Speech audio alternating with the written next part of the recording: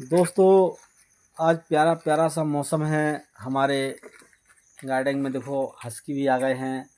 हमारे हस्की दोस्त, हमारे बहुत प्रिय दोस्त हैं हमारे हस्की हस्की दादा हैं। और साथियों, छोटा सा गार्डन है जिसमें हम लोग सुबह सुबह से सैर करते हैं। ज़िंदगी का आनंद तो वास्तव में जब ही मिलता है जब सुबह सुबह से कुदरत का एक सुहाना सा मौसम में हम लोग जब निकलते हैं तो ज़िंदगी बड़ा खुश हो जाती है।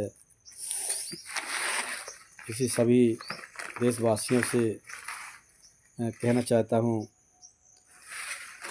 कि खुश रहिए, खुशी रखिए, कुदरत के मौसम को हमेशा संभाल के रखिए।